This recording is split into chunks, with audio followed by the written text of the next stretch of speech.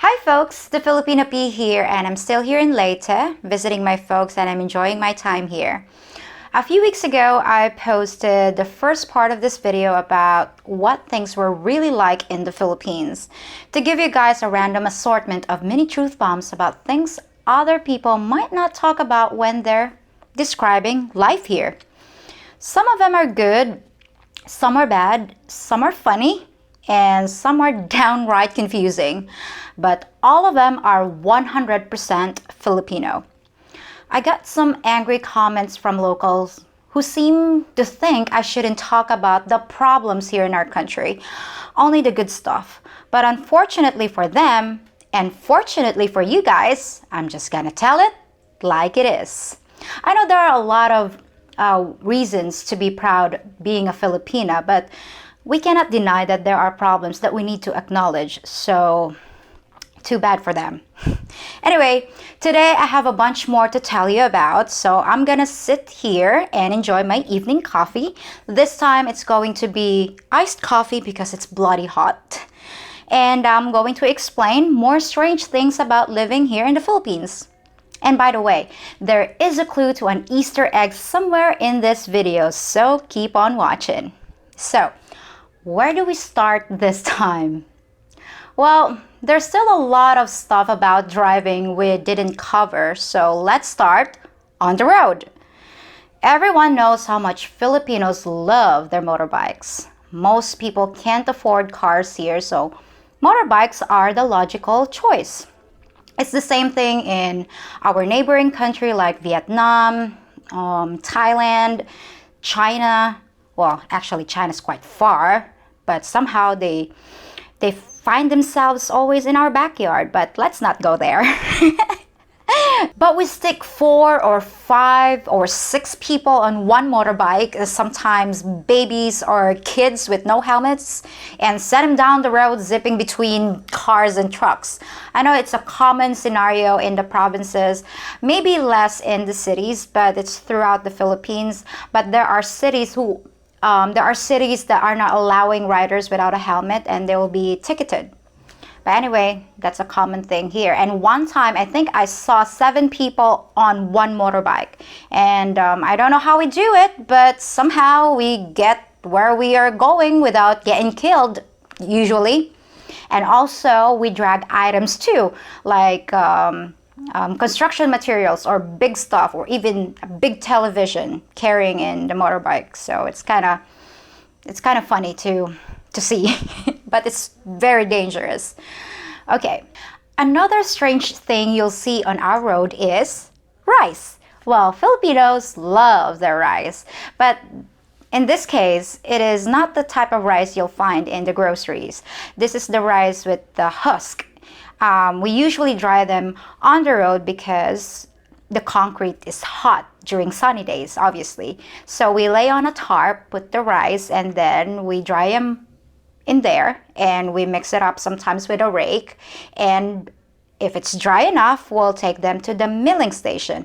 But imagine if you're driving very fast in the provinces and you're just minding your own business, and suddenly you'll see a pile of rice. You either ruin the farmer's crop, or you have to suddenly stop or just swerve in the road. So just be careful, because that's one of those things that you really have to be thinking when you're driving in the Philippines. And if you think dodging people's rice might create a hazard, try dodging trees. Not beside the road, not trees falling across the road, but trees growing in the road, right in the middle of your lane.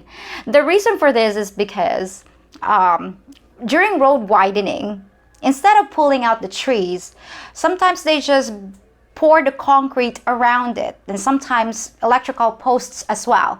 So, genius, right? No flashing warning lights, no orange cones, just a big fat tree sticking out of the asphalt. So, can you imagine driving at night and having this pop up in front of you? And I know this seems crazy, right? But it happens all the time in the Philippines. But one good thing about all these road hazards is that it keeps you from going very fast. Well, you won't see any radar guns or speed traps. In fact, I've never seen a speeding ticket given to anyone in 30 years of my existence. Now, I'm not telling you to speed, but it wouldn't matter if I did. You'll never get your car going fast enough anyway, because I think the average speed on our highways is about 20 kilometers an hour because of all the obstruction and trikes and motorbikes or pedicabs, a lot of obstacles anyway. Here's something you'll notice every time you drive to the mall, and it gets funny after a while. The bomb check. I know it's like a novelty thing if you just arrive here in the Philippines, but whenever you enter a mall parking lot or any parking lot, a guard is gonna walk up to the car, stick a mirror under it, and then ask you to open the trunk for the inspection. The funny thing is, they never look inside the car, not even in the back seat. I think that if you're determined enough, you'd be able to formulate a plan to circumvent their security by just, sticking the bomb in the back seat and throwing a blanket over it. No one would look, but oh well, at least they think they're doing something. And since we mentioned shopping malls, let's talk about shopping. When you first enter a shopping mall or store, they're gonna ask you to take off anything on your head like your hat or a cap, and as well as your sunglasses. I'm not sure exactly why, but I think it's because for the security cameras so that they can see you. And also, if you're going inside the mall with your girlfriend or your wife, you'll notice that the guard will check your girlfriend's purse and they're not going to bother you. If you're carrying a man purse, they're not gonna bother checking it inside. I don't know, we're joking around about this with my friends. It's kind of racist. I haven't a clue, guys, but I know foreigners that are here know what I'm talking about. As far as shopping for food, you'll have a problem if you're looking for anything sugar-free. Well, good luck with that, because we Filipinos love our sugar and everything is loaded with it. If you're in the habit of eating low-calorie or sugar-free food, it's time to get a new habit, because you're not gonna find that stuff in the stores here. It may sound gross to you, but we even eat sweet spaghetti. Not me personally, but majority of the Filipinos love their Filipino-style spaghetti, and the sauce is full of sugar too. It's amazing that we're not all fat as hell, and if we don't change our ways, we soon will be. And another thing, you'll never guess what we consider a delicacy here. Something that wealthy people can afford, and if you serve it to your guest at a party, it's a status symbol. Nope, it's not caviar. It's Spam. Filipinos love Spam. And if you can afford it, people think you're rich. Yeah, seriously. And by the way, Spam is quite expensive here. It's about $4 per can. I'm not sure how much they are in the West, but oh well. You know what they say, one man's trash is another man's treasure. Another thing you'll notice on the store shelves here are huge supplies of designer clothing and accessories like Chanel, Gucci, Louis Vuitton, all for just a few hundred pesos. You'll find Versace dresses brand new for less than €2. I'm talking about euros now because other people are like bitching that I'm only talking in dollars. But anyway, Fendi handbags for under €10, but the problem is they're all fake. Aside from branded clothing, there are a lot of pirated movies and music here in the Philippines. I know it's illegal and we have a law against piracy, but if you happen to just walk around town, there are movies being sold at the side of the road for like 50 pesos, a buck, in a DVD. So, yep, you'll find knockoff products all through the Philippines. No one seems to care. So if you plan to buy a pair of Ray-Bans and the price tag says $5, well, you know why. And now for some totally random weirdness. If you try to check out of a hotel in the Philippines, they hold you at the counter until they send someone up to your room to make sure all the towels and bed sheets are still there. Yep, because they want to make sure that the TV didn't make its way to the trunk of your car. So add a few extra minutes for sitting and waiting, but if you live in the Philippines, you're used to it, right? Now, if you ever visited here before, you probably noticed something very strange about our cats. Most of them, about 80%, have messed up tails. I have 4 cats and 3 out of 4, they've got broken tails. Some of the tails are bent at 90 degrees like my cat Squeaks, and some of them are shaped like corkscrews like my cat Floki, and some of them even look like they're tied in knots. I researched it, and it's apparently due to inbreeding from cats that never travel very far and end up mating with close relatives. Well, good thing we Filipinos don't have tails. Okay, this one's really strange and you might not believe it, but I swear it's true. In some public restrooms here, you not only have to pay to use the facilities, but you'll be charged a different amount depending on what you plan to deposit. Yes, believe it or not. You'll probably have to stand in line until you reach the cashier. Then declare your intentions and pay up. It can be like 1 peso for number 1 or 2 pesos for number 2. Prices vary. Now, your first instinct will be, it's no one's business what I do in the bathroom. But that's not the case here. And even the people in line with you will get to see what you're planning to do in there. As far as I know, it's run on the honor system, and there aren't any inspectors checking your output. But if you're planning on trying to cheat the system, just remember that we Filipinos can be really anal when it comes to following rules, and it will look pretty bad if you were arrested or deported for failing to pay your defecation fee. So just plop your 2 pesos on the counter and get on with your business. I'm not kidding. Another interesting fact is that very few Filipinos have ovens in the kitchen, and baking is not popular here. You can buy bread or cakes or donuts from stores, but people rarely do it at home. Getting some of grandma's cookies just isn't a thing here, I'm afraid.